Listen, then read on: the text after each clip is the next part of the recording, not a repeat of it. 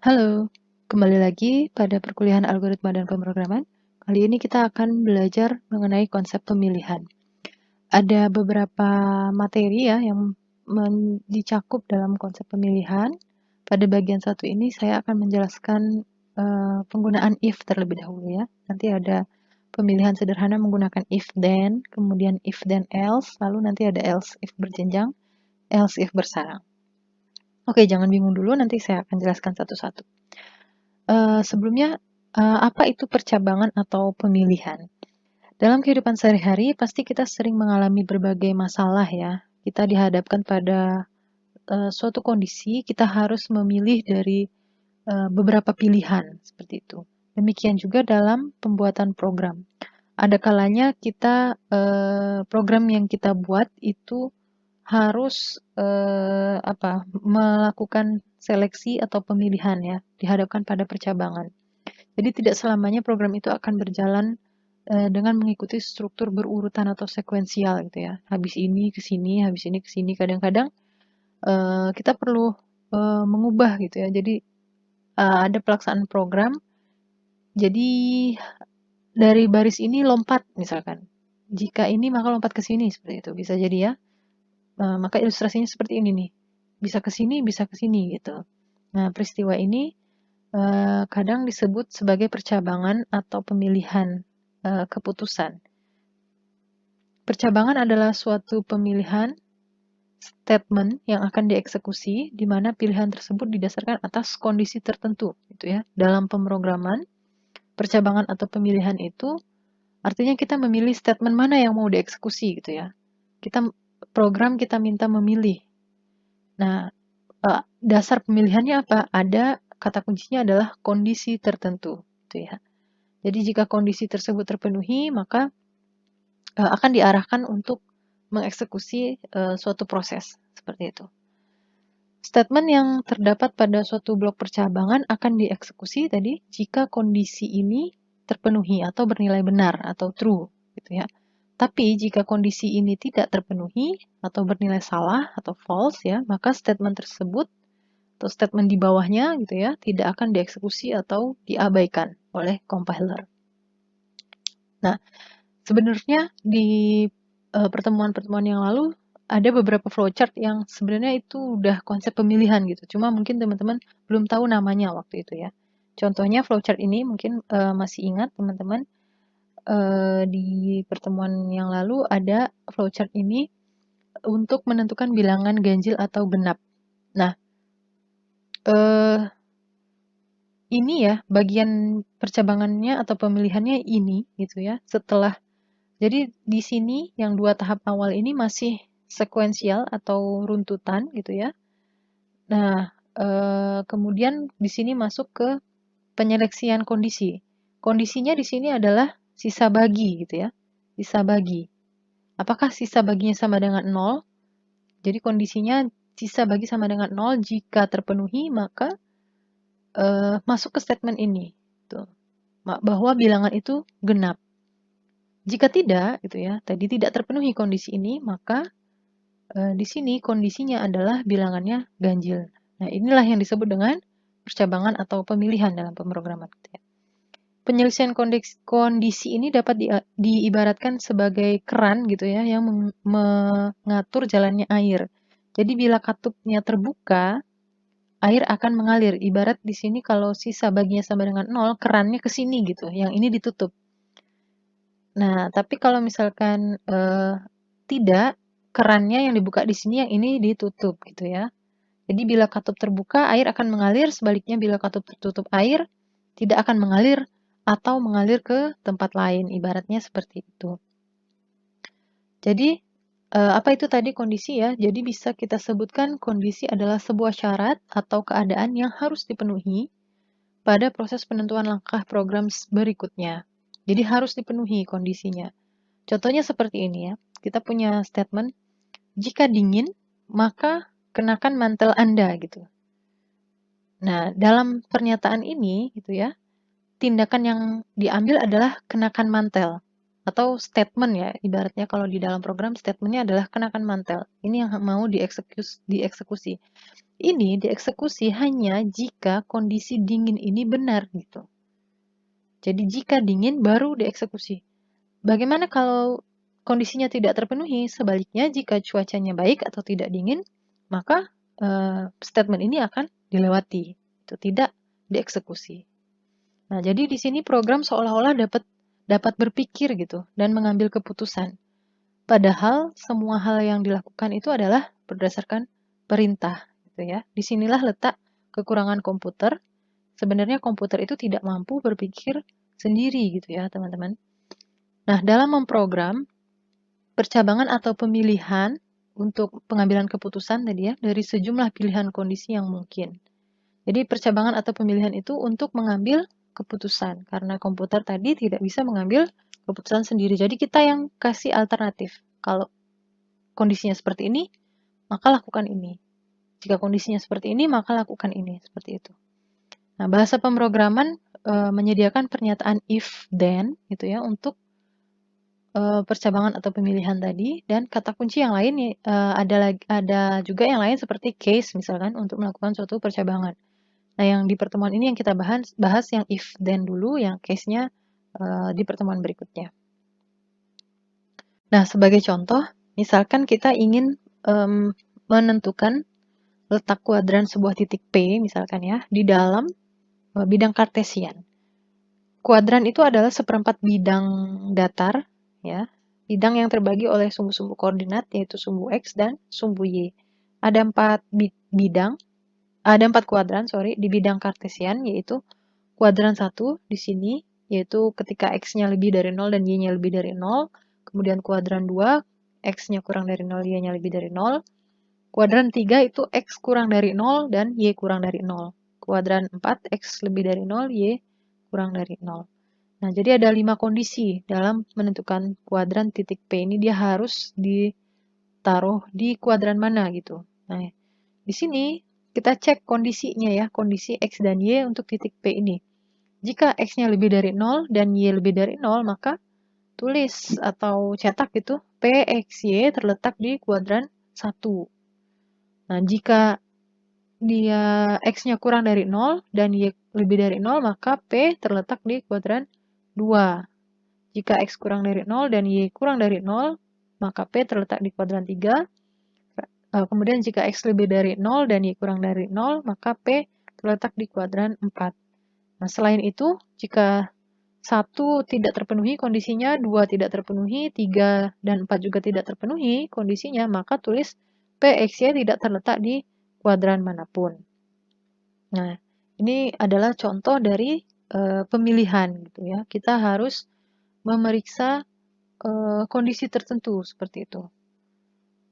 Nah, tadi seperti yang saya singgung di awal ada beberapa cara gitu ya untuk melakukan percabangan atau pemilihan dalam penulisan program. Yang pertama ada pemilihan sederhana menggunakan if then. Nah, if then statement ini digunakan untuk memecahkan masalah dengan terlebih dahulu mengevaluasi sebuah ekspresi boolean gitu ya. Jadi ada ekspresi atau kondisi berupa boolean. Jika ekspresi tersebut bernilai true, ya, ingat boolean itu nilainya true atau false gitu ya. Jika ekspresinya bernilai true, maka satu atau serangkaian statement dilakukan. Perhatikan di sini, jika kondisinya terpenuhi, statement yang dieksekusi bisa saja satu gitu ya, bisa lebih dari satu serangkaian atau blok gitu. Aturan penulisan statement if then adalah sebagai berikut. Jadi ingat di Pascal itu tidak case sensitif, jadi teman-teman boleh menuliskannya huruf kecil atau campur kecil besar atau huruf besar semua tidak masalah untuk penulisan if then-nya ya. Jadi aturan penulisannya seperti ini. If kondisi yang harus dipenuhi, then statement apa yang mau dieksekusi. Gampang ya, seperti bahasa Inggris biasa. Nah, jadi kondisi di sini adalah ekspresi boolean yang harus dicek kebenarannya. Kalau nilainya true, maka statement ini nanti akan dieksekusi. Jika nilainya false atau kondisi ini tidak terpenuhi, maka statement ini tidak dieksekusi. Artinya dilewati oleh compiler. langsung lanjut ke baris statement berikutnya, seperti itu. Atau kalau kita gambarkan ya, kira-kira seperti ini flowchart-nya. Jadi di atas ini mungkin ada potongan-potongan program yang lain, kemudian ketika bagian sini di-execute, bagian program ini, maka kondisinya dicek. Di sini kondisinya, jika nilainya true, maka statement akan dieksekusi. Jika false, maka ya udah tidak terjadi apa-apa, maka program langsung lanjut ke baris-baris statement berikutnya. Sekarang kita lihat contoh-contoh penggunaan pemilihan sederhana ini ya dalam memecahkan masalah. Misal terdapat aturan untuk menonton sebuah film. Jika usia penonton lebih dari 17 tahun, maka penonton diperbolehkan untuk menonton. Nah, pertama kita rancang dulu algoritmanya ya. Kita gunakan flowchart. Pertama kita baca usia penontonnya berapa gitu ya. Kemudian kita cek. Tadi batasnya kan 17 tahun ya. Jika usia lebih dari 17 gitu ya, maka print silakan menonton. Kalau misalkan tidak terpenuhi kondisi ini bagaimana? Maka selesai gitu ya. Tidak terjadi apa-apa, tidak ada statement yang dieksekusi. Jadi, if kondisinya di sini adalah umur atau usia gitu ya, lebih dari 17, then write-len silakan menonton. Maka jika kondisi terpenuhi, maka akan dicetak di layar, silakan menonton.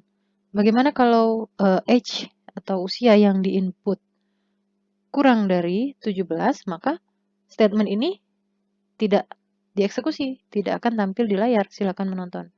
Jika ada baris-baris program lain di bawah sini, maka baris statement yang ini dilompati oleh compiler dan program dilanjutkan ke baris berikutnya. Seperti itu kira-kira. Contoh-contoh lainnya gitu ya dalam penggunaan if then, misal seperti ini. Ini dalam pseudocode ya penulisannya. If x lebih dari 100, maka x sama dengan x plus 1 misalnya. If karakter sama dengan bintang, then stop sama dengan true. Dan contoh lain, if a tidak sama dengan 0 atau or ya, ini operator logika. P sama dengan 1, dan key sama dengan A kali P. Kemudian write key hasilnya. If not, ya, not ini juga operator logika. If not ada, then read CC, write CC. Di sini kata and if sengaja ditambahkan untuk mempertegas awal dan akhir struktur if dan then ya. Ini hanya pseudocode saja, tapi kalau misalkan di penulisan program di Pascal, tidak perlu kita tuliskan and if seperti ini. Berikutnya, contoh ya, misalkan kita diminta membuat sebuah program di mana limit kartu kredit divalidasi untuk pembelian barang atau jasa tertentu. Program ini dimulai dengan mengevaluasi suatu batas atau limit nilai konstanta. Ya, jadi kita butuh sebuah konstanta yang merupakan batas atau limit dari kartu kredit. Di sini dibatasi 1 juta rupiah. Kemudian kita butuh variabel jumlah tagihan. Nilainya bisa diterima dari entry data dengan keyboard. Oke, terus program ini menampilkan pesan tagihan Anda diterima jika jumlah tagihan kurang dari atau sama dengan limit kartu kredit. Artinya variabel tadi nilainya kurang dari atau sama dengan konstanta limit kartu tadi. Jika kondisinya salah, artinya kondisi ini tidak terpenuhi, ini ya, maka program akan berakhir tanpa respon. Maka ini karena jika salah tidak terjadi apa-apa, kita gunakan if then yang sederhana tadi. Nah, kira-kira seperti ini penulisan programnya. Nama programnya boleh ya, bebas terserah. Nama konstanta dan variabelnya juga bebas. Di sini limit tadi 1 juta gitu ya. Kemudian ini jumlah tagihan tadi. Pertama, user diminta untuk memasukkan jumlah tadi menggunakan keyboard. Kemudian disimpan ke dalam variabel jumlah. Nah, apa namanya, percabangan atau pemilihan sederhananya ada di sini. If then ya, if then. If jumlah kurang dari sama dengan limit, then right-len tagihan Anda diterima. Udah selesai. Gitu ya. Kalau misalkan ternyata jumlahnya lebih dari limit, apa yang terjadi? Tidak terjadi apa-apa. Right-len yang ini tidak dieksekusi dan program akan langsung lompat ke yang sini. Tekan enter untuk keluar. Selesai. Nah, bisa juga kita tambahkan dua kondisi ya. Jadi kita bisa menuliskan seberapa yang kita butuhkan untuk if dan then-nya di dalam program kita. Kita mau tulis if then sampai 10 kali atau berapapun juga boleh gitu ya. Nah, di sini contohnya dua kondisi yang kita tulis. Kalau tadi hanya if jumlah kurang dari sama dengan limit gitu ya. Sekarang kita tambahkan if jumlah lebih dari limit, maka then right-len jumlah tersebut melebihi batas limit kredit Anda.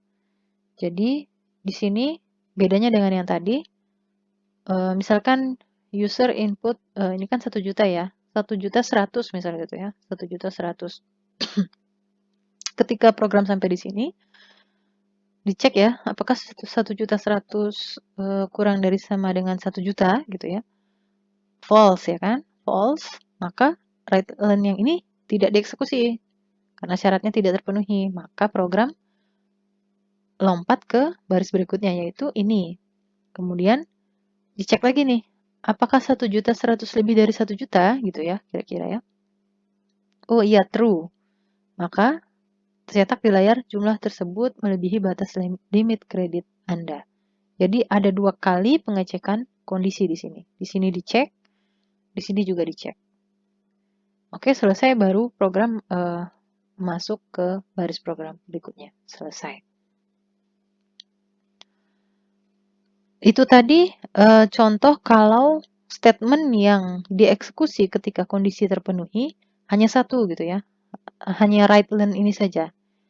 Bagaimana kalau misalkan kondisinya terpenuhi, ada lebih dari satu hal yang mau kita kerjakan gitu. Nah, itu bisa kita gunakan yang namanya block statement. Ini awal dan akhir programnya sama aja.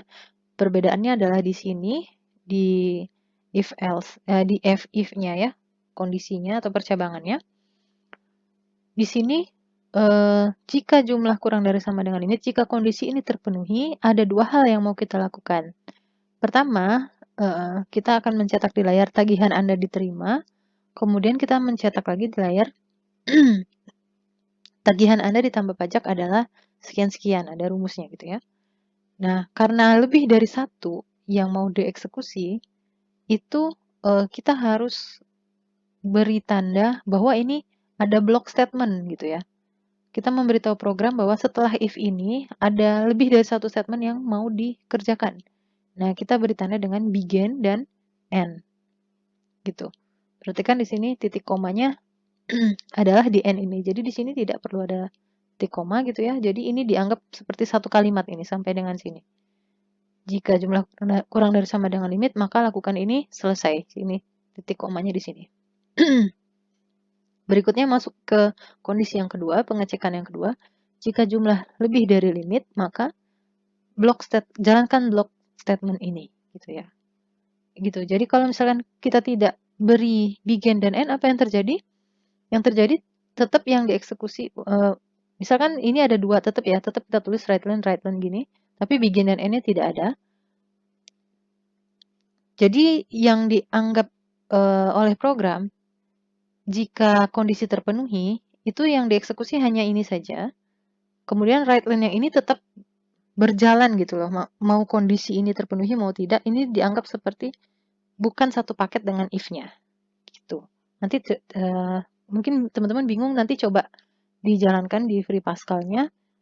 Kalau misalkan begin dan end-nya dihapus, apa yang terjadi biar nyambung tadi apa yang saya jelaskan.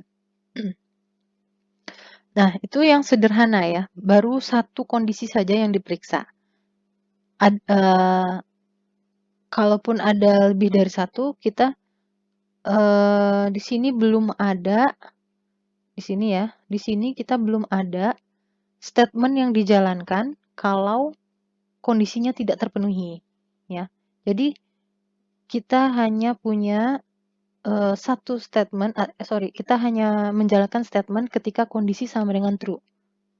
Jadi if then gitu ya, if then atau pemilihan sederhana ini baru sampai sana. Nah, sekarang apa yang atau bagaimana kalau misalkan ketika kondisinya false gitu ya, kita juga mau sesuatu terjadi gitu. Bukan program diam saja terus langsung beralih ke statement berikutnya. Nah, itu masuk ke pemilihan majemuk namanya. Di sini strukturnya if, then, ada tambahannya else. Statement ini digunakan untuk memecahkan masalah dengan terlebih dahulu mengevaluasi sebuah ekspresi boolean sama seperti tadi. Cuma, kalau yang tadi, jika ekspresi bernilai true, maka satu atau serangkaian statement dilakukan. Nah, di sini tambahannya adalah, jika ekspresi bernilai false, juga bisa satu atau serangkaian statement lain dilakukan. Jadi, di mana statement yang kondisi true dengan kondisi false itu statement yang berbeda ya. Ini dua statement yang berbeda. Ini statement 1, ini statement 2. Jadi, else ini perhatikan di sini bahwa else ini menyatakan ingkaran, sorry ya, ini bukan lingkaran tapi ingkaran. Ingkaran atau negasi dari kondisi. Maksudnya apa? Maksudnya kan kondisi di sini kan jika true gitu ya. Maka else ini adalah sebaliknya jika false atau jika kondisi ini tidak terpenuhi. Atau jika ingkarannya kondisi ini terjadi gitu ya, maka statement ini baru dieksekusi. Nah, ini ya, perhatikan beda dengan yang tadi. Kalau yang tadi kan di sini tidak ada statement 2 nih, ya. Statement 1 terjadi atau dieksekusi ketika kondisi terpenuhi. Kalau false tidak terjadi apa-apa. Nah, sekarang kalau false kita ada statement 2 yang harus dieksekusi. Contoh ya, ini contoh penggunaan dari pemilihan majemuk. Di sini dalam suatu perhitungan nilai P sama dengan X tambah Y. Jika P positif, maka Q sama dengan X kali Y. Nah, di sini kondisi yang pertama.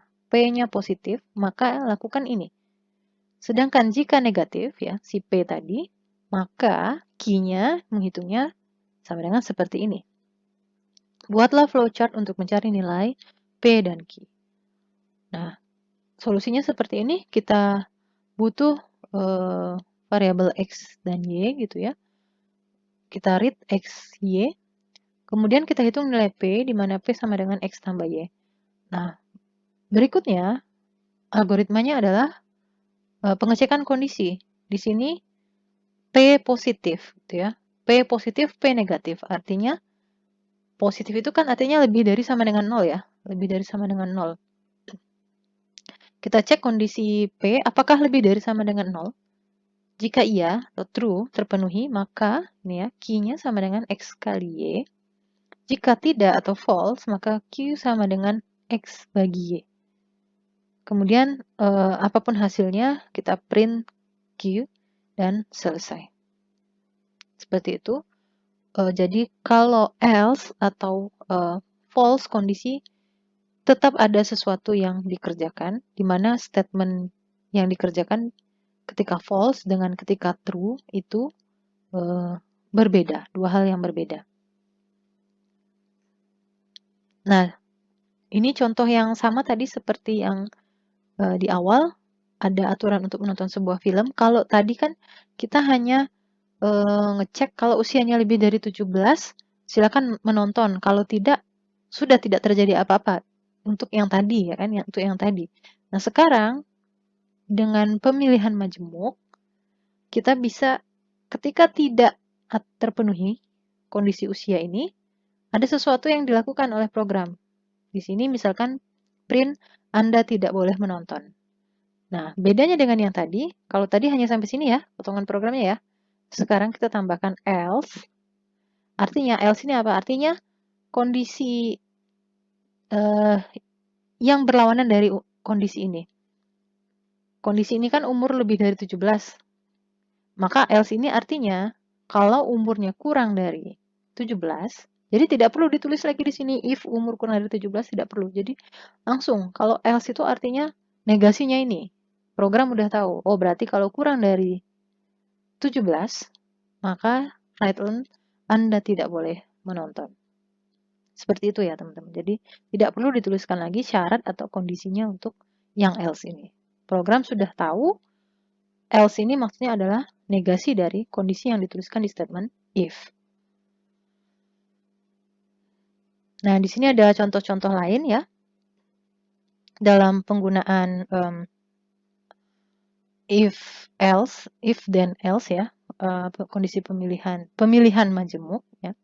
Contohnya if A lebih dari 0, maka tulis bilangan positif. Else artinya kurang dari 0 ya, maka tulis bilangan bukan positif. And if di sini hanya untuk ini saja ya, pseudocode-nya saja. If kemudian K lebih dari 4 dan K div 2 sama dengan 4, then lakukan block statement ini, else lakukan block statement ini. Dan seterusnya, ini ada beberapa contoh. Masih ingat contoh yang tadi ya, kartu kredit tadi? Nah, kalau tadi kita kan hanya, kita tadi ya, menuliskan if-nya 2 kali ya. Saya balik lagi ke sini ya. Nah, ini tadi ya, kita menuliskan if jumlah kurang dari sama dengan limit, lakukan ini. Nah, kalau dia lebih dari limit, lakukan ini.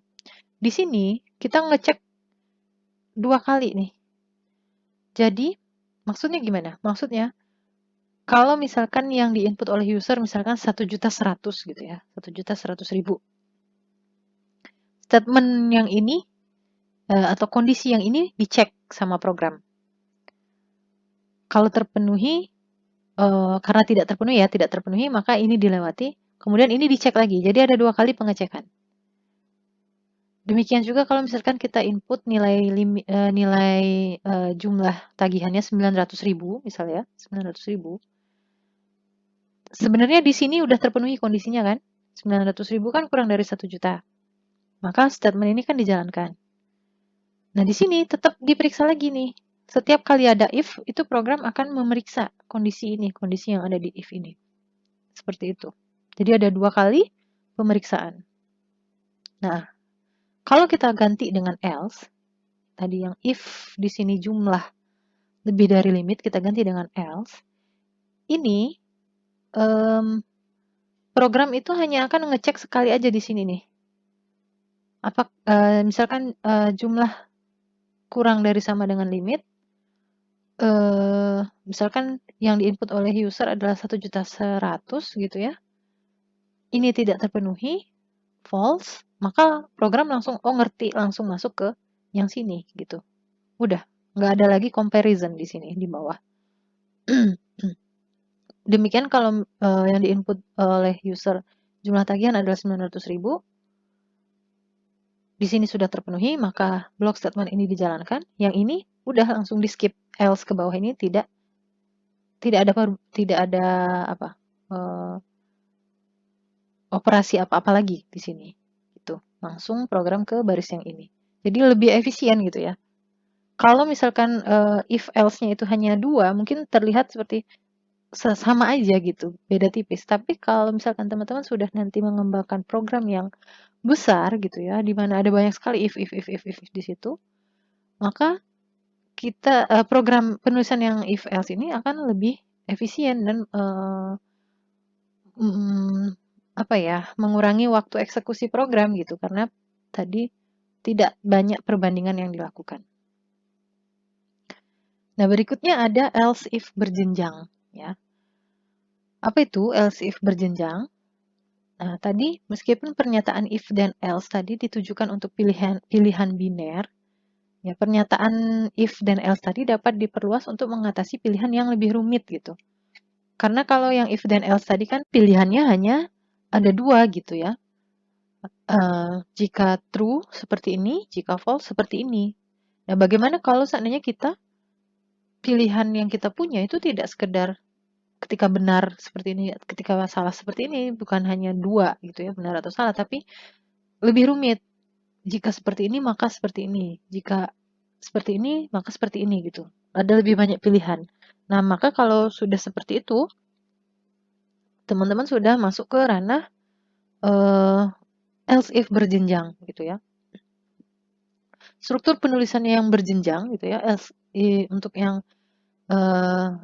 if then else if yang berjenjang ini, karena dia bentuknya berjenjang, maka dia disebut juga sebagai tangga else if atau else if ladder. Kondisi tangga else if itu akan dievaluasi dari atas ke bawah. Jadi, dan setiap kali kondisi dievaluasi sebagai true, pernyataan yang sesuai dijalankan. Jadi, kalau diilustrasikan ya, gambarnya seperti ini. Jadi, misalkan di sini kita lebih dari 2 kondisi yang kita punya 3 gitu.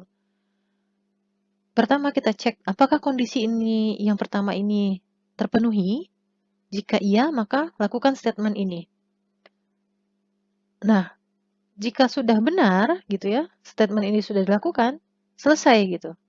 Selesai, atau jika ada statement lain selain yang di if else ini, lanjut ke statement yang di luar pemilihan ini. Bagaimana dengan kondisi 2 dan kondisi 3? Sudah tidak dicek lagi gitu. Sudah tidak dicek lagi, sama seperti yang if else tadi ya. Kalau sudah true kondisinya terpenuhi, maka else ke bawah nggak usah diperiksa lagi gitu. Nah, tapi kalau seandainya kondisi 1 tidak terpenuhi, baru masuk ke kondisi kedua. Kondisi 2 terpenuhi nggak? Kalau terpenuhi, sudah. Kondisi ketiga dan seterusnya sampai dengan N, nggak akan diperiksa lagi gitu. Selesai sampai ke sini. Nah, kalau kondisi kedua tidak terpenuhi, baru ngecek kondisi ketiga gitu, dan seterusnya. Jadi, yang di bawah-bawah, kondisi 3, 4, 5, dan seterusnya sampai N itu hanya akan dieksekusi kalau di atas ini tidak true atau kondisi ini tidak terpenuhi. Gitu ya. Jadi dia dari atas ke bawah berjenjang seperti tangga. Jadi ini adalah if then else yang tadi yang majemuk, hanya saja else-nya lebih banyak gitulah ya. Kalau tadi if then else gitu ya.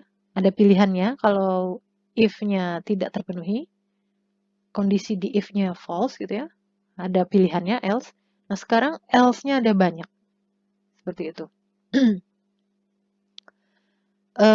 Jadi ketika kondisi dievaluasi sebagai true tadi ya, pernyataan yang sesuai dijalankan dan sisa struktur ini akan dilewati. Jika tidak ada kondisi yang sesuai, ya, maka else yang terakhir yang akan dibawa ke dalam eksekusi tersebut. Maksudnya yang dieksekusi justru adalah else yang terakhir kalau di atas ini sudah tidak terpenuhi semua. Bentuk umum dari penulisan if else berjenjang ini adalah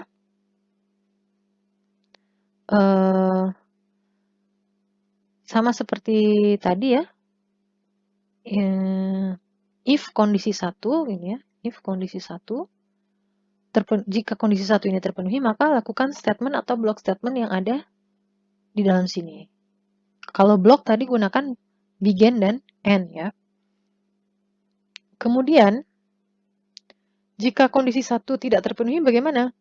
Kita cek kondisi kedua. Else, if kondisi kedua terpenuhi, maka lakukan statement atau block statement kedua. Jika belum terpenuhi juga, maka masuk ke kondisi 3. Dan seterusnya, sampai nanti else yang terakhir statement ke N. Mengapa menggunakan else gitu ya? Kenapa kita nggak, ya udah sih tulis aja if, misalkan else-nya nggak ada. Pakai if aja, if kondisi 1 dan statement 1, if kondisi 2 dan statement 2. Dan seterusnya pakai if. Kenapa harus ada else-nya di sini? Jadi, kalau misalkan tidak menggunakan else ya, misalkan kita punya 3 kondisi di sini ya, kita menuliskannya if kondisi 1 dan statement 1, if kondisi 2 dan statement 2, nggak pakai else, maka pertama program akan, jalannya program itu seperti ini ya. Pertama, program akan mengecek kondisi 1. Ya. Jika terpenuhi, maka statement ini dijalankan. Jika tidak, maka udah ya, statement ini di-skip. Nah, kemudian mau kondisi ini tadi true atau false, tidak peduli hasilnya, maka program tetap akan ngecek kondisi kedua, gitu. Kondisi kedua dicek, apakah memenuhi? Kalau memenuhi, statement 2 dijalankan. Jika tidak memenuhi, bagaimana? Ya sudah, statement 2 di-skip. Tapi, apapun hasilnya, mau true atau false, lihat di sini panahnya ya, mau true mau false, kondisi ketiga tetap dicek. Jadi, ada 3 kali pengecekan. Jadi ini dicek, mau ini true, mau false, mau ini true, mau false, mau ini mau true atau false. Ada 3 kali pengecekan. Ketiga-tiga kondisi ini dicek sama program. Nah, kalau pakai else, kalau kita taruh else ya, kondisi yang kedua itu dicek hanya kalau kondisi 1 tidak terpenuhi. Gitu. Kalau misalkan kondisi 1 tidak terpenuhi, baru masuk ke else. Tapi kalau sudah terpenuhi, udah dari statement 1 udah langsung selesai. Tidak ada pengecekan lagi untuk kondisi 2 dan kondisi 3. Itu bedanya. Kalau misalkan kondisi 2 tidak terpenuhi, baru cek, program akan mengecek kondisi 3. Kalau kondisi 2 sudah terpenuhi, udah dari statement 2 selesai. Nah, demikian dengan kondisi 3, ya kalau memang kondisi 1 dan kondisi 2 tidak terpenuhi, baru ada 3 kali pengecekan. Gitu ya.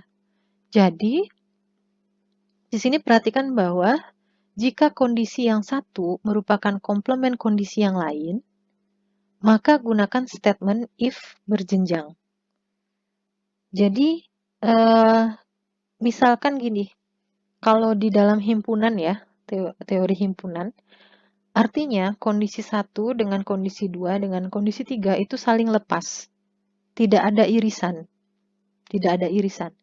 Tidak mungkin gitu ya, tidak mungkin suatu katakan variabel yang kita cek itu dia memenuhi kondisi 1 dan memenuhi kondisi 2 juga gitu. Nggak mungkin. Jadi milih gitu, apakah dia kondisi 1 saja, apakah dia kondisi 2 saja, apakah dia kondisi 3 gitu. Misal ya, misal variabel yang dicek adalah tingkat. Kondisinya ini adalah tingkat 1, tingkat 2, ini tingkat 3 misalnya gitu ya. Apakah mahasiswa X itu tingkat 1, tanda tanya misalnya. Kalau tingkat 1 maka lakukan ini. Jika tidak, maka cek lagi apakah dia tingkat 2. Kalau dia tingkat 2, maka statement ini dieksekusi. Jika tidak, maka masuk ke sini. Apakah mahasiswa X itu tingkat 3? Kalau tingkat 3, maka eksekusi ini. Jika tidak, maka ke sini. Artinya tidak mungkin kan satu mahasiswa itu dia bisa sekaligus jadi mahasiswa tingkat 1, sekaligus mahasiswa tingkat 2 gitu kan. Nggak mungkin ada kondisi yang beririsan gitu. Nah, jika kondisi yang satu merupakan komplement kondisi yang lain, maka gunakan statement if berjenjang. Contoh ya, di sini ada contoh programnya. Kita mau mengecek jenis bilangan, di mana kita punya variabel bil di sini.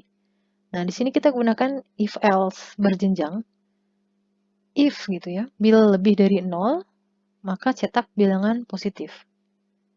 Else artinya kondisi ini tidak terpenuhi. Kalau misalkan tidak terpenuhi, dia lebih dari 0, kita cek apakah kurang dari 0. Jika terpenuhi, maka tulis bilangan negatif. Else artinya dia tidak lebih dari 0, tidak kurang dari 0, artinya dia sama dengan 0. Maka kita tulis bilangan itu adalah 0. Nah, di sini perhatikan bahwa ini adalah komplement satu sama lain ya kan. Tidak mungkin ada bilangan itu dia lebih dari 0 sekaligus kurang dari 0. Atau dia lebih dari 0 dan sama dengan 0. Jadi ini adalah komplement satu sama lain. Kemudian contoh program berikutnya. Kita punya program untuk pengujian karakter. Masih ingat teman-teman kemarin bahwa karakter itu termasuk salah satu tipe data ordinal ya di Pascal. Jadi dengan fungsi OR ini kita bisa mengetahui karakter itu ya urutannya dalam ASCII itu berapa gitu ya. Nilai angkanya, angka di ASCII. Nah, jika angka yang di-return oleh OR ini lebih dari 64 dan kurang dari 91, artinya kan ini OR yang di sini, OR input char yang di sini dengan OR input char di sini kan sama ya. Kan karakter yang di-input sama, ya kan? Artinya ini dia nilainya berada lebih dari 64, kurang dari 91. Gitu ya. Lebih dari 64 tapi kurang dari 91, maka kita akan identifikasi karakter itu adalah huruf besar. Kenapa seperti itu? Memang seperti itu urutannya ya. Nanti teman-teman coba browsing ASCII gitu ya. Kalau karakternya itu huruf besar, itu angka yang di-return itu lebih dari 64 dan kurang dari 91. Maka kita write len huruf besar. Else, if hasil return value dari karakter yang diinputkan itu lebih dari 96, kurang dari 123, maka itu adalah huruf kecil. Kemudian kalau lebih dari 47 dan kurang dari 58, maka itu adalah angka. Selain itu, maka itu bukan huruf, bukan karakter lebih tepatnya, bukan huruf atau bukan angka. Seperti itu. Berikutnya ada lagi contoh ya. Pertama kita mengecek suatu kondisi ya. If kondisi, kalau kondisi terpenuhi, maka lakukan blok statement berikut. Ada statement 1 dikerjakan, kemudian statement 2. Else, kalau kondisi tidak terpenuhi, maka eksekusi blok berikut. Statement 3, statement 2. Nah, di sini teman-teman perhatikan bahwa statement 2 ini dituliskan 2 kali ya. Jika kondisi terpenuhi, statement 2 dikerjakan. Jika kondisi tidak terpenuhi, statement 2 juga dikerjakan. Hal ini berarti apapun hasil evaluasi atau pengecekan kondisi ini ya, mau dia true atau false, statement 2 itu kan pasti akan dilakukan gitu kan. Nah, oleh karena itu akan lebih efektif atau boleh juga ya, statement 2 itu penulisannya di luar gitu. Tidak perlu kita masukkan ke dalam block statement pengecekan kondisi. Jadi kok menjadi seperti ini penulisannya. If kondisi, jadi jika kondisi ini terpenuhi, maka eksekusi statement 1. Else, jika kondisi ini tidak terpenuhi, maka eksekusi statement 3. Baru statement 2 ditaruh di bawah, di luar kondisi pemilihan ini ya. Jadi apapun hasilnya, karena tadi kan apapun hasilnya mau true mau false, statement 2 kan dikerjakan. Ya kalau gitu taruh aja di luar, ngapain ditaruh di if else-nya gitu. Pada bentuk ini statement 2 dituliskan hanya sekali, yaitu di luar setelah if gitu. Berikutnya ada else if bersarang. Nah, statement if yang terkandung pada statement if yang lain yang lebih dulu dijalankan disebut dengan statement if tersarang atau bersarang ya, atau dalam bahasa Inggrisnya nested if. Jadi di dalam if ada if gitu ya. Hal ini mungkin terjadi jika statement yang seharusnya dijalankan setelah pemeriksaan kondisi atau ekspresi boolean tidak dapat langsung dijalankan karena harus memeriksa kondisi atau ekspresi boolean yang lain. Jadi contohnya seperti ini ya, contohnya ini kompleks sekali. Pertama kita mengecek kondisi yang pertama dulu ya. Jika kondisi ini terpenuhi, true, maka kalau tadi jika kondisi terpenuhi, itu langsung ke statement kan tadi ya. Dari tadi contohnya kan pasti selalu seperti itu. Nah, di sini jika kondisi ini kondisi 1 ini terpenuhi, program belum bisa langsung ke statement B. Ada syarat kedua. Jadi ada pengecekan tahap 2 gitu ya. Setelah kondisi 1 terpenuhi, cek lagi kondisi 2 terpenuhi enggak gitu. Kalau terpenuhi, baru ke statement ini. Kalau misalkan tidak terpenuhi, baru ke statement B. Nah, demikian juga dengan false. Ketika false, kalau tadi kan setelah false ada langsung statement yang bisa dieksekusi. Kalau di sini nggak boleh gitu ya. Ntar dulu, tunggu dulu. Cek lagi kondisi berikutnya gitu. Jadi ada syarat tambahan kondisi ketiga. Kalau kondisi 1 tidak terpenuhi, cek lagi kondisi ketiga. Kalau terpenuhi maka ke statement C, kalau tidak terpenuhi ke statement D. Gitu ya. Nah, setelah selesai keluar dari pemilihan ini atau percabangan ini, baru program melanjutkan ke statement-statement yang lain yang ada di bawah gitu. Nah, jadi bentuk umum penulisannya seperti ini. If kondisi 1 ya, kalau kondisi 1 terpenuhi, tidak langsung statement gitu ya, tidak bisa langsung ke statement. Ada lagi pengecekan kondisi kedua, pengecekan tahap 2 gitu ya, syarat kedua. Kalau ini terpenuhi, baru bisa ke statement 1. Jika tidak terpenuhi, ke statement 2. Kalau misalkan mau menggunakan block statement, tadi jangan lupa pakai begin dan end. Bisa juga kondisinya ini, kalau ini kan, kalau kondisi 1 tidak terpenuhi, maka tidak terjadi apa-apa ya. Ya kan? Ini kan kalau kondisi 1 terpenuhi nih, yang ini, kondisi 2 ini dicek. Nah, kalau kondisi 1 tidak terpenuhi, maka program keluar dari pemilihan dan lanjut ke statement berikutnya. Nah, bisa juga kita kasih alternatif. Kalau kondisi 1 tidak terpenuhi, maka kerjakan statement 3. Nah, ini bisa aja ditambah terus ya kondisinya ini, sampai berapapun, sampai dengan n, sesuai dengan kebutuhan kita gitu ya. If, kalau di dalamnya ada if lagi, ada if lagi. Jadi ibarat kita buka kotak hadiah gitu ya. Kalau yang tadi, ketika kita buka, kita langsung dapat hadiahnya gitu ya. Nah, kalau misalkan yang nested if atau yang bersarang, ketika kita buka kotak if-nya, ternyata di dalamnya ada kotak if lagi. Terus kita buka, ada kotak if lagi. Kita buka, ada kotak if lagi, dan seterusnya sampai dengan n. Nanti sampai kondisi ke n terpenuhi, baru ketemu statement yang harus dikerjakan. Kurang lebih seperti itu ilustrasinya, teman-teman. Apa bedanya if yang bersarang ini dengan yang berjenjang tadi? Kalau tadi yang berjenjang ya, kalau misalkan kondisi 1 ini terpenuhi, misalkan ya, maka statement ini dijalankan, kemudian selesai gitu ya. Selanjutnya, yang kondisi 2 dan seterusnya, sampai dengan n, itu tidak dicek lagi gitu, tidak dipedulikan lagi. Dan kemudian kondisi untuk if berjenjang ini, ya, itu cocok digunakan apabila kondisi 1, kondisi 2, kondisi 3, dan sampai dengan kondisi n itu adalah komplement satu sama lain.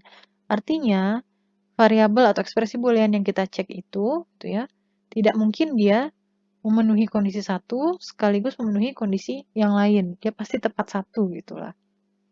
Nah, kalau misalkan yang if bersarang, statement if bersarang itu dapat digunakan jika untuk setiap bagian, ya baik if maupun else gitu, diperlukan pemeriksaan lagi gitu ya, untuk menentukan statement yang harus dijalankan.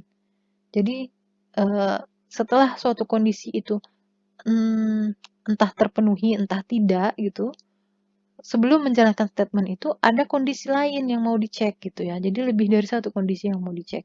Nah, jadi jika diperlukan pemeriksaan lagi untuk menentukan statement mana yang harus dijalankan, maka gunakan statement if bersarang. Ya. Beda lagi dengan yang sekuensial tadi ya. Kalau sekuensial tadi, semua if ini diperiksa tadi ya.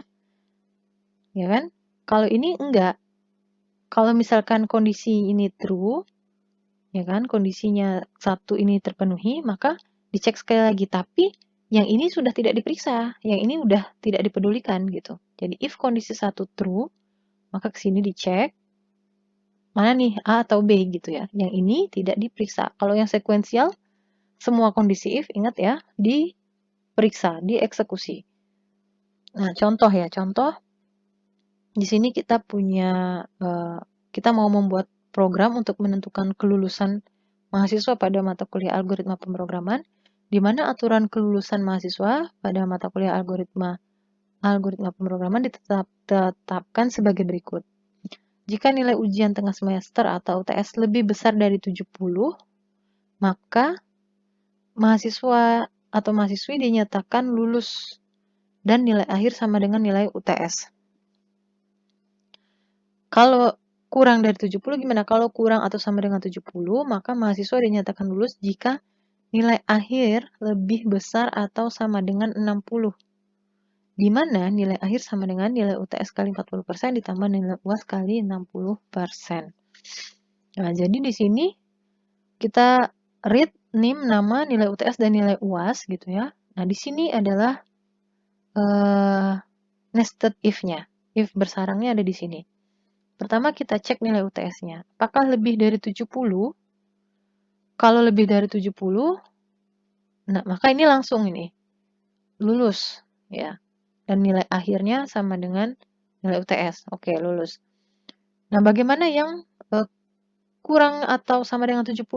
Nah, ini ada pengecekan lagi. Jadi, kalau yang kurang dari 70 dicek sekali lagi syaratnya, yaitu nilai akhirnya berapa. Kalau nilai akhirnya lebih dari sama dengan 60, di mana nilai akhir ini dihitung dulu tadi ya. Kalau nilai akhirnya sama dengan 60, lebih dari sama dengan 60, maka lulus. Kalau tidak, maka tidak lulus. Itu ya. Baru terakhir print NIM, nama, nilai akhir, dan status. Kemudian contoh lain, kita mau membuat program untuk menampilkan skor siswa dan grade-nya sesuai dengan klasifikasi berikut. Kalau grade A itu untuk rentang nilai 90-100. Grade B nilai dari 80-89, C 70-79, D 60-69, dan E kalau nilainya kurang dari 60. Nah, di sini kita coba buat dengan nested if. Pertama kita minta masukkan skor atau nilai dari user gitu ya. Nah, kemudian kita lakukan pengecekan. Di sini sudah saya pasang-pasangkan ini ya, if else-nya, karena ini banyak sekali nested-nya, if di dalam if-nya. Pertama kita cek, apakah nilainya lebih dari 59? Nah, jika true, lebih dari 59-nya itu seberapa gitu ya? Lebih dari 69 nggak? Kalau lebih dari 69, apakah lebih dari 79? Lebih dari 79, apakah lebih dari 89? Kalau lebih dari 89, artinya grade-nya adalah A.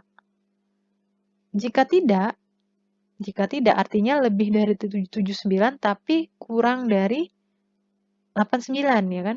Kurang dari atau sama dengan 89. Maka nilainya very good atau grade-nya B.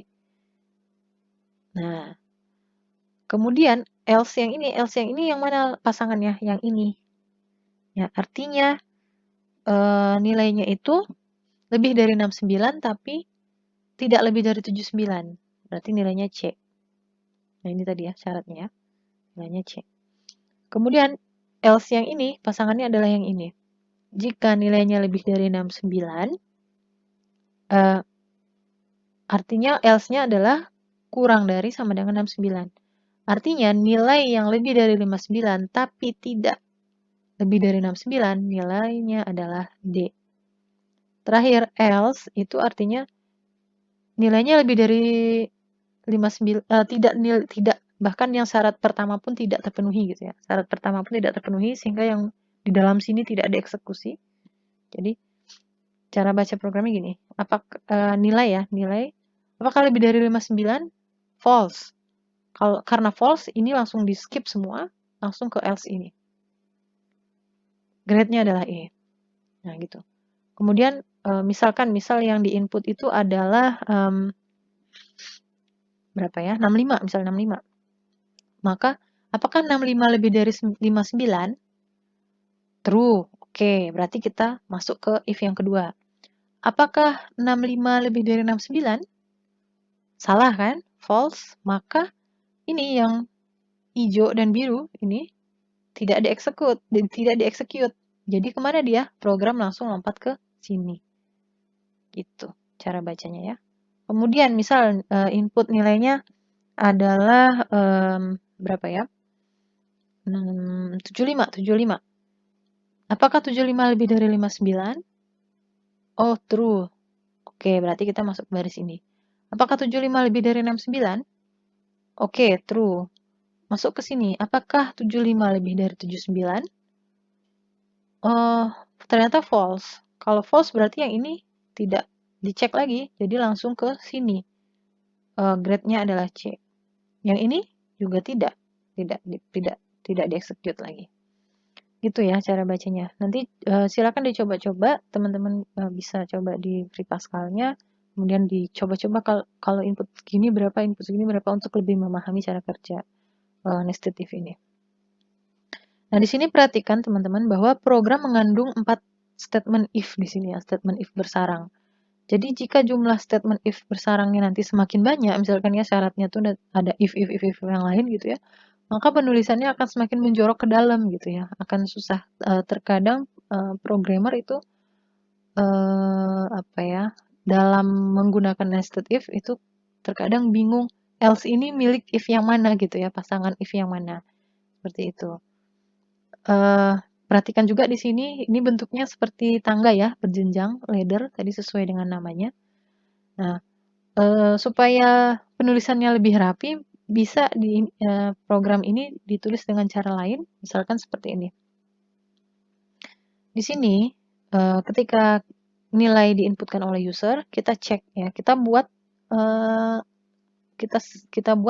buah variabel A, B, C, D, E, di mana di sini A, B, C, D, dan E ini tipenya adalah boolean. Berapa nilai A? A itu nilainya adalah sama dengan hasil pengecekan ini dan ini. Ingat, N ini adalah operator logika. Jadi dia akan melihat jika ini true dan ini true, ya, maka true A ini nilainya. Selain itu, false. Itu ya. Artinya, kalau misalkan nilai tadi di input, misalkan 100 ya. Oke, 100. A ini dicek. Apakah 100 lebih dari 90? True. Apakah 100 kurang dari sama dengan 100? True. Maka true dan true, A ini tersimpan sama dengan true. B, apakah nilainya lebih dari 100 tadi ya? 100 lebih dari 80? True. Dan 100 kurang dari 90? 100 kan tidak kurang dari 90 ya? True dan false, maka B sama dengan false. Demikian juga C adalah false, D false, E false. Jadi kita punya 5 boolean di mana nilainya masing-masing true atau false. Baru kemudian dieksekut. If A tadi apa? Kalau nilainya sama dengan 100. A sama dengan true kan? If true, maka ini dieksekut, ya kan? Kondisinya true. Nah, ini kalau udah true, else yang lain, ini udah masuknya bukan bersarang tapi berjenjang. Kalau yang else if seperti ini. Artinya kalau sudah kondisi ini terpenuhi, ini ke bawah sudah tidak dieksekut. Itu ya kalau berjenjang kan. Sudah selesai. Misal yang diinput adalah 85 misal. Jadi kita update nilai A, B, C, D, dan E. Jadi kan setelah read, ini kan dieksekut satu-satu ya. Dieksekut satu-satu. 85 apakah lebih dari 90? False. 85 apakah kurang dari sama dengan 100? True. False and true, maka A sama dengan false. Oke. Kemudian yang B. Apakah 85 lebih dari sama dengan 80? Di sini adalah true. And apakah 85 kurang dari 90? True. True and true, maka B sama dengan true. Yang ini ke bawah ini udah pasti false ya. Nanti bisa dibuktikan satu-satu.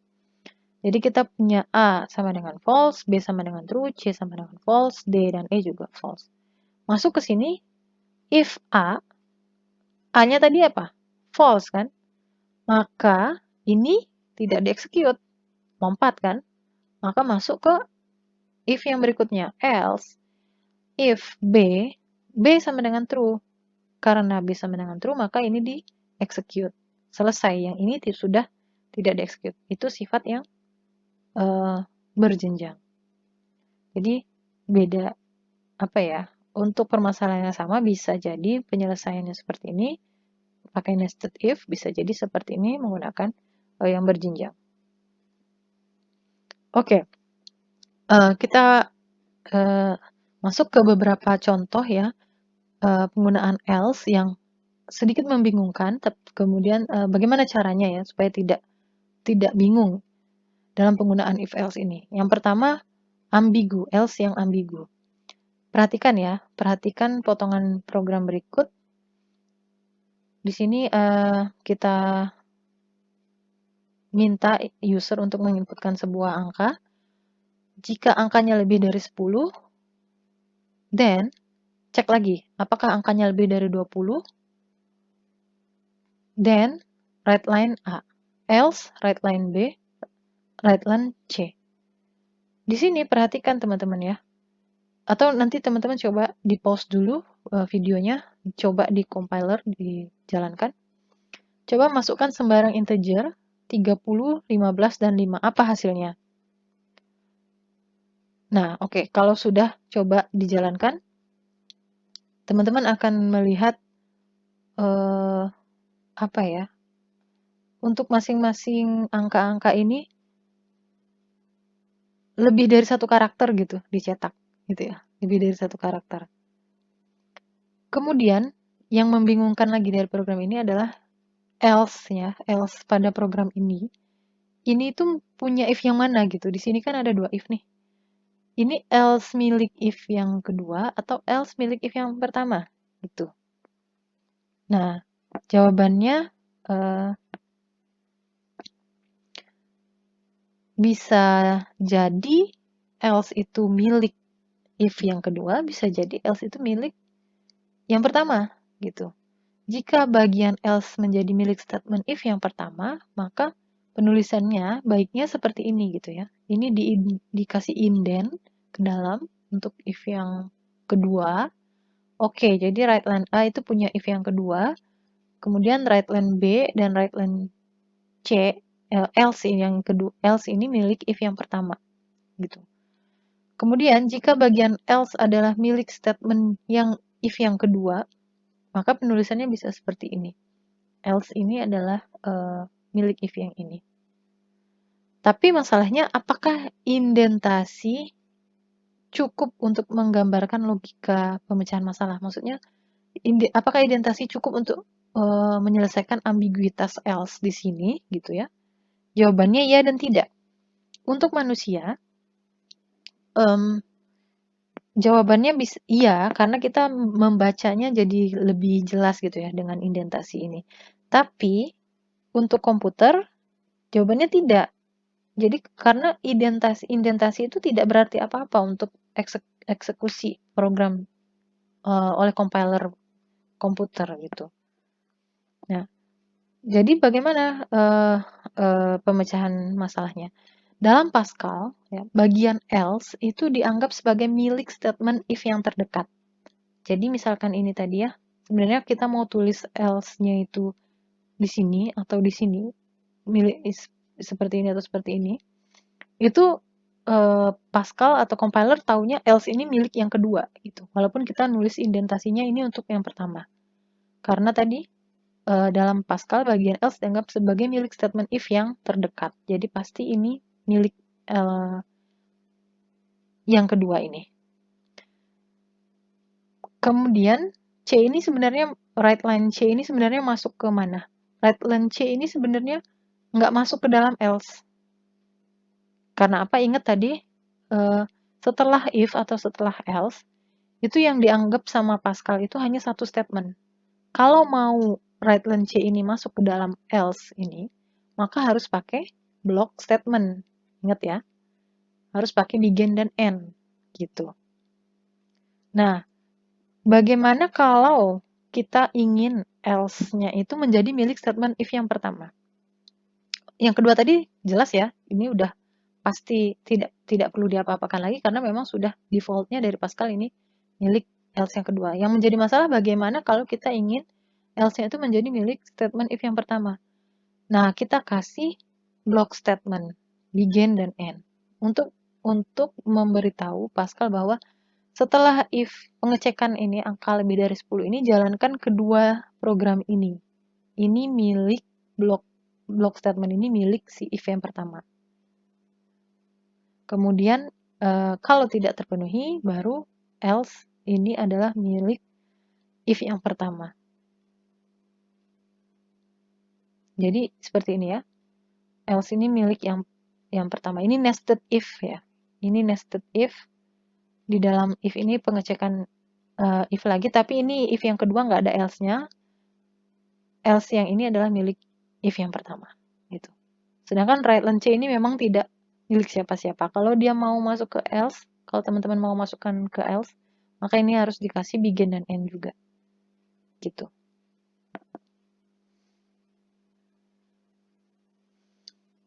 Kemudian hal yang membingungkan lagi dari penggunaan else if atau pemilihan ini adalah kode mati. Jadi penentuan ekspresi boolean pada statement if itu sangat penting, terutama untuk meningkatkan efisiensi pemeriksaan, ya supaya tidak pemeriksaan berulang-ulang tadi seperti yang sekuensial tadi, atau menghindari adanya statement yang malah tidak pernah dijalankan apapun kondisi yang terjadi. Bagaimana maksudnya itu? Contohnya seperti ini. Misalkan kita punya variabel jumlah, kita mau ngecek di sini ya, apakah jumlah kurang dari 200? Jika jumlah kurang dari 200, maka jalankan statement pertama. Else ini artinya jumlahnya ini lebih dari sama dengan 200 kan ya? Komplementnya kan? Else, kalau jumlahnya lebih dari sama dengan 200, if jumlah lebih dari sama dengan 100, then statement 2. Jadi dia lebih dari sama dengan 200, dan sekaligus lebih dari sama dengan 100, statement 2 dijalankan. Else ini kan karena milik if yang ini, maka komplement dari lebih dari sama dengan 100 kan, yaitu jumlah kurang dari 100. Maka jalankan statement 3. Di sini perhatiin teman-teman ya. Statement 3 ini tidak akan pernah dijalankan berapapun harga dari jumlah. Berapapun nilai dari jumlah. Kenapa? Kita lihat di sini ya, jika jumlah kurang dari 200. Jika jumlah kurang dari 200, ya kan? Yang dijalankan adalah statement 1 ini kan. Nah, selain kurang dari 200, artinya kan lebih dari sama dengan 200. Lebih dari sama dengan 200, apakah mungkin gitu ya? Di sininya udah difilter jumlahnya ini lebih dari sama dengan 200. Ada nggak angka yang dia lebih dari sama dengan 200, tapi dia kurang dari 100 gitu? Kan nggak mungkin ada ya? Nggak mungkin ada, makanya statement 3 ini tidak akan pernah ada angka yang memenuhi dia lebih dari sama dengan 200, tapi kurang dari 100 gitu. Nah, ini juga kurang efisien ya penulisannya ini, karena kalau misalkan angka itu sudah lebih dari sama dengan 200, pastilah dia lebih dari sama dengan 100, ya nggak? Ya kan? Jadi tidak perlu lagi sebenarnya kita mengecek jumlah lebih dari sama dengan 100. Nah, statement yang 3 tadi yang tidak mungkin pernah dijalankan, itu disebut juga dengan kode mati atau dead code, gitu ya. Nah, untuk menghindari itu, kita harus menyusun if else-nya itu sedemikian sehingga gitu ya, efisien penulisannya dan pengecekannya gitu. Maksudnya pengecekan oleh program gitu ya. Jadi ini bisa kita tuliskan ulang menjadi seperti ini. If jumlah lebih dari 200, maka statement 1 dijalankan. Else artinya kurang dari sama dengan 200. Nah, kurang dari sama dengan 200-nya berapa dulu nih? Cek lagi. Kalau dia lebih dari 100, nah ini masih mungkin kan? Yang kurang dari sama dengan 200 dan lebih dari 100. Ada bilangan yang kurang dari sama dengan 200 dan lebih dari 100 gitu kan. 101 sampai 200. Maka statement 2 dijalankan. Else-nya kan pasangan yang ini nih, yang lebih dari 100. Maka kalau jumlahnya kurang dari sama dengan 100, artinya kan dia tidak memenuhi ini, tidak memenuhi ini, tidak memenuhi dan tidak memenuhi ini, maka baru statement 3 dijalankan. Nah, ini tidak ada kode mati lagi kalau di sini. Nah, tapi itu masih tetap belum efisien, teman-teman, karena ekspresi boolean pada statement if yang terakhir, itu yang ini yang if harga kurang dari sama dengan 100, itu sebenarnya tidak perlu ditulis lagi gitu. Ya kan? Ingat bahwa else itu sudah pasti, ya, program itu sudah tahu, artinya ini komplement dari if yang terdekatnya ini. Artinya kan ketika jumlah lebih dari 100, ya, kondisi pengecekan kondisi ini tidak terpenuhi, else-nya itu pasti komplementnya, yaitu kurang dari sama dengan 100. Jadi tidak perlu lagi ada pengecekan ini sebenarnya. Gitu. Jika ekspresi boolean pada statement if sebelumnya, yang ini ya, jumlah lebih dari 100, bernilai false, maka ekspresi boolean harga kurang dari sama dengan 100 yang ini udah pasti true ini, jadi tidak perlu dicek. Dan karenanya cukup dengan else saja tanpa pemeriksaan lanjutan, gitu ya. Jadi kita coba buat seperti ini, kita hapus. Nah, ini ya, menjadi seperti ini. Bentuk ini akan menghasilkan efek yang sama dengan bentuk yang sebelumnya ini, tanpa melakukan pemeriksaan yang tidak diperlukan. Yang ini jadi tidak perlu ada tambahan beban tugas untuk program yang kita buat, gitu ya. Jadi sampai di sini ada beberapa catatan penting ya teman-teman mengenai konsep pemilihan ini, terutama untuk yang if. Jadi pemilihan atau seleksi itu digunakan jika pada masalah pemilihan atau seleksi digunakan pada masalah yang tidak dapat dipecahkan dengan perhitungan yang pasti, gitu ya. Jadi inti dari pemecahan masalah jenis ini adalah menganalisis semua kondisi yang mungkin terjadi, karena ada uncertainty. Jadi kita punya banyak pilihan, maka gunakan ini, gitu ya. Kita perintahkan komputer untuk menganalisis semua kondisi yang mungkin terjadi dan menentukan statement yang dilakukan untuk setiap kondisi tersebut. Sebenarnya terdapat dua skema pemilihan, yaitu menggunakan statement if dan menggunakan statement case, tapi yang statement case belum dijelaskan pada pertemuan ini. Statement if dapat digunakan dengan bagian else atau tanpa else tadi ya. Kalau yang tanpa else berarti yang pemilihan sederhana, kalau yang bagian else yang majemuk. Ya. Jadi tergantung masalah yang dipecahkan dan algoritma yang dipilih. Jadi nanti ke depannya itu semua akan mix ya, teman-teman akan pakai yang sederhana dan campur, berjenjang, dan nested itu campur aduk. Gitu. Jika terdapat dua kondisi yang komplementer, ya, maka statement if diikuti bagian else. Kondisi dalam statement if dituliskan dalam ekspresi boolean, ingat ya. Statement if juga dapat digunakan secara berulang, jadi nanti bisa dikombinasikan dengan perulangan. Nanti perulangan akan kita pelajari lagi di pertemuan lain. Oke, sampai sini ada beberapa latihan yang bisa teman-teman coba kerjakan, gitu ya. Ini ada 1, 2, 3, 4, 5, 6 soal. Bisa dicoba-coba dulu, nanti saat sesi Zoom kita diskusikan ya. Terima kasih.